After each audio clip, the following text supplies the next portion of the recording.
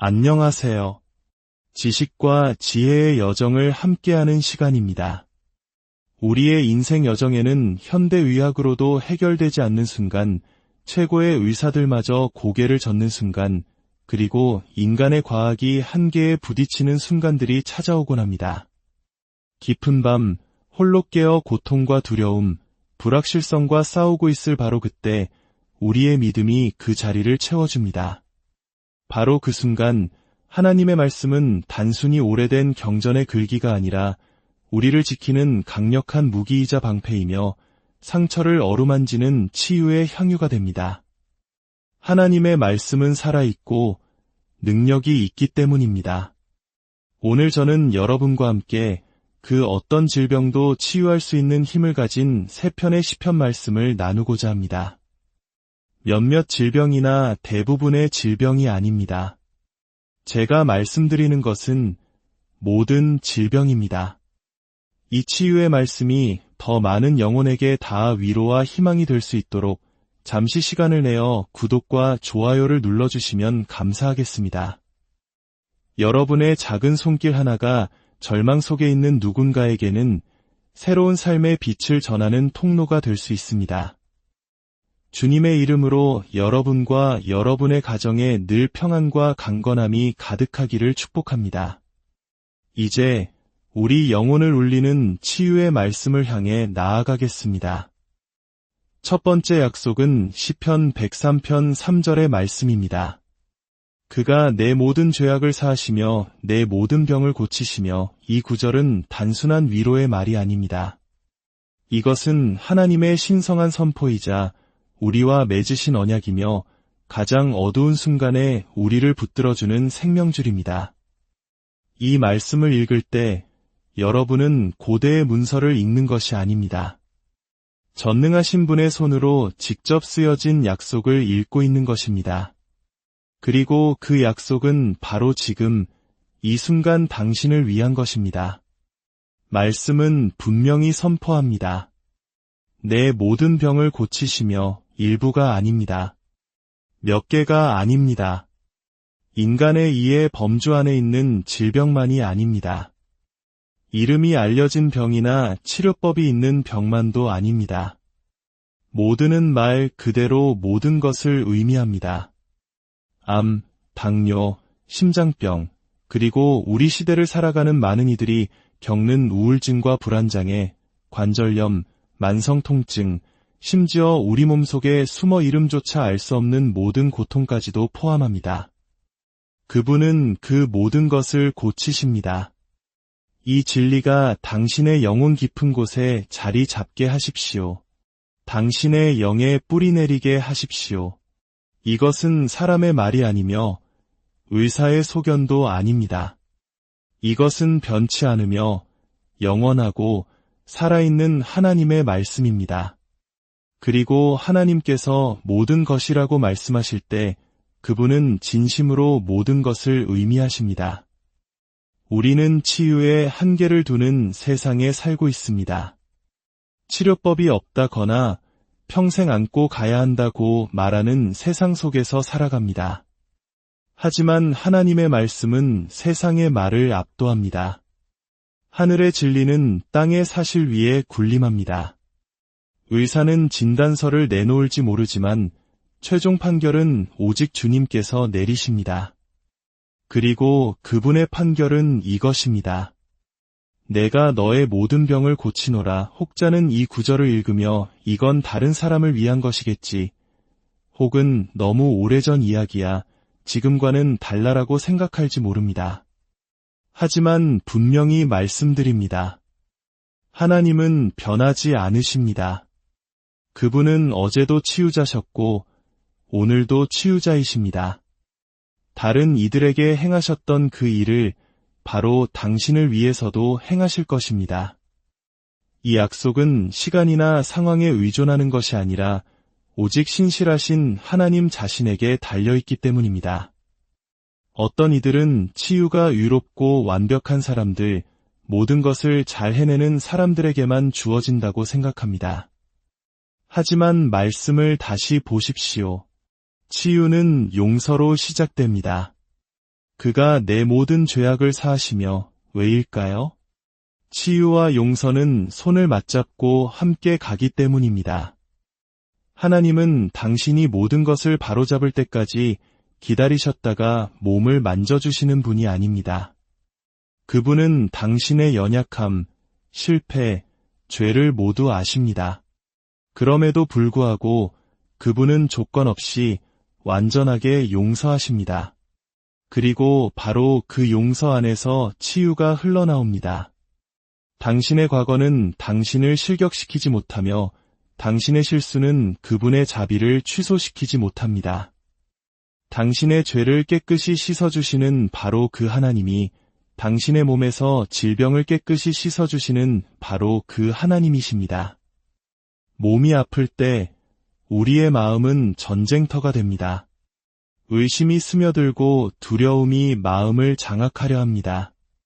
하지만 당신은 말씀으로 맞서 싸워야 합니다. 시편 103편 3절은 강력한 무기입니다. 단순히 암송하는 구절이 아니라 선포하고 그 위에 굳건히 서서 당신 자신과 자녀와 가족을 향해 외쳐야 할 말씀입니다. 아침에 일어나 선포하십시오. 주님은 나의 모든 병을 고치신다. 몸에 통증이 느껴질 때 선포하십시오. 주님은 나의 모든 병을 고치신다. 원수가 당신의 귀에 거짓말을 속삭일 때 응답하십시오. 주님은 나의 모든 병을 고치신다. 두 번째 약속은 시편 91편 10절의 말씀입니다. 어떤 재앙도 너에게 미치지 못하며 어떤 재앙도 내 장막에 가까이 오지 못하리니 이것은 시적인 표현 그 이상입니다. 이것은 하나님의 확실한 보증이며 혼돈과 질병으로 가득한 세상 속에서 우리를 위한 보호와 안전, 신성한 면역력에 대한 하늘의 계약서와 같습니다. 어떤 재앙도 너에게 미치지 못하며 아마도가 아닙니다. 어쩌면도 아닙니다. 미치지 못할 것이다라는 것은 보증이자 권능으로 쓰인 약속의 선언입니다. 재앙은 질병, 사고, 상실, 고통 등 다양한 형태로 나타날 수 있습니다. 그리고 하나님께서는 그 어떤 것도 당신을 덮치지 못할 것이라고 말씀하고 계십니다. 이것은 위험이 없다는 뜻이 아니라 하나님의 신성한 보호막 아래 있다는 의미입니다. 마치 한국의 부모님들이 자녀를 위해 온 마음으로 울타리가 되어주듯, 아니 그보다 더 강하고 완벽하게 하나님께서 우리를 지키십니다. 위험이 다가올 수 있지만 당신을 건드리지 못할 것입니다. 문제가 일어날 수 있지만 당신을 압도하지 못할 것입니다. 질병이 침투하려 할 수 있지만 머무를 수 없습니다. 왜냐하면 당신은 전능자의 그늘 아래 있으며 그 그늘 아래에는 악이 접근할 수 없고 질병이 들어올 틈이 없기 때문입니다. 나아가 말씀은 어떤 재앙도 내 장막에 가까이 오지 못하리니 라고 선포합니다. 당신의 집, 당신의 공간, 당신의 환경을 의미합니다. 질병이 단지 당신의 몸에서만 멀어지는 것이 아니라 당신과 연결된 모든 것, 당신의 가정, 자녀, 당신을 둘러싼 모든 분위기가 보호받는다는 뜻입니다. 당신의 집 주위에 영적인 보호막, 하나님의 손으로 세워진 보호의 울타리가 쳐져 있는 것입니다. 질병은 그 문 앞에서 멈춰야만 합니다. 그 선을 넘을 수 없습니다. 당신의 영역에 들어올 수 없습니다. 어디에 있든 당신의 장막은 보호받습니다. 당신이 머무는 곳, 당신이 가는 곳, 당신을 둘러싼 환경, 당신이 거하는 모든 곳에 주님께서 함께 하시기 때문입니다. 그 땅은 보호받는 땅이 됩니다. 세상이 공포에 질려 패닉에 빠질 때 당신은 굳건히 설 수 있습니다. 두려움이 만연할 때 당신은 안식할 수 있습니다. 누가 당신을 덮고 있는지, 누가 당신의 발걸음을 지키시는지, 누가 당신의 집을 돌보시는지 알기 때문입니다. 이 보호는 육체적인 것만이 아닙니다. 당신의 마음과 감정, 평안까지 포함합니다. 어떤 재앙도라는 말은 고문도, 두려움도, 정신적인 역병도 없다는 것을 의미합니다. 불안은 역병이며 우울도 역병이고 절망도 역병입니다. 그러나 말씀은 어떤 역병도 가까이 오지 못할 것이라고 말합니다. 당신의 마음과 영혼 주위에도 보호의 울타리가 쳐져 있는 것입니다. 세 번째 약속은 시편 118편 17절의 말씀입니다. 내가 죽지 않고 살아서 여호와께서 하시는 일을 선포하리로다. 이 구절은 단순한 진술이 아니라 전투의 함성이며 두려움과 질병, 그리고 당신의 삶을 앗아가려는 모든 것에 대한 단호한 저항입니다. 이것은 희망이나 소원, 어쩌면이 아닙니다. 이것은 생사가 혀의 권세에 있음을 아는 자가 생명을 말하기로 선택한 결단이자 선포입니다. 질병이 찾아올 때 그것은 목소리를 가지고 옵니다. 너는 이겨내지 못할 거야 라고 말하며 이게 끝이야 라고 속삭입니다. 절망의 씨앗을 심으려 합니다. 하지만 시편 118편 17절은 당신에게 확신을 가지고 대답할 힘을 줍니다. 아니, 나는 죽지 않을 것이다. 이것은 현실 부정이 아니라 믿음입니다. 두려움에 굴복하기를 거부하고 질병이 말하는 것, 진단서가 말하는 것, 고통이 말하는 것보다 하나님이 말씀하시는 것을 믿기로 선택하는 것입니다. 내가 죽지 않고 살아서 라는 선포는 당신의 삶에 대한 하나님의 계획이 아직 끝나지 않았음을 의미합니다. 당신은 이 땅에 우연히 온 것이 아닙니다. 당신은 고통받고 쓰러지기 위해 창조된 것이 아니라 살고 번성하며 주님의 행하신 일을 선포하기 위해 지음받았습니다. 이것이 바로 간증의 힘입니다. 한국 교회 공동체 안에서 우리는 간증이 얼마나 큰 힘을 가지고 있는지 잘 알고 있습니다. 한 사람의 치유 이야기는 다른 사람에게 희망의 불씨가 되고 한 사람의 승리는 다른 이에게 다시 일어설 용기를 줍니다. 원수가 당신의 간증을 멈추게 하려고 당신을 침묵시키려고 그토록 애쓰는 이유가 바로 여기에 있습니다. 하지만 당신이 일어나 나는 죽지 않고 살리라고 선포할 때 당신은 원수의 계획을 무너뜨리고 당신의 간증, 당신의 목소리, 당신의 영향력을 지켜내는 것입니다. 이 선포를 위해 완벽한 조건은 필요 없습니다. 병원 침상에 누워서도 몸의 통증을 느끼면서도 숨쉬기조차 힘들 때에도 당신은 선포할 수 있습니다. 믿음은 증거를 기다리는 것이 아니라 증거를 만들어내기 때문입니다. 당신이 이 말씀을 선포할 때 당신은 생명을 불러들이고 치유를 활성화시키며 하늘의 뜻에 당신 자신을 정렬시키는 것입니다. 마지막으로 시편 147편 3절과 시편 30편 2절의 깊은 위로를 나누고 싶습니다. 시편 147편 3절은 말합니다. 상심한 자들을 고치시며 그들의 상처를 싸매시는도다. 이 말씀은 마음의 상처, 슬픔에 대한 위로로 다가옵니다. 하지만 그 이상입니다. 마음이 무너지면 몸도 함께 무너지는 것을 우리는 너무나 잘 알고 있습니다.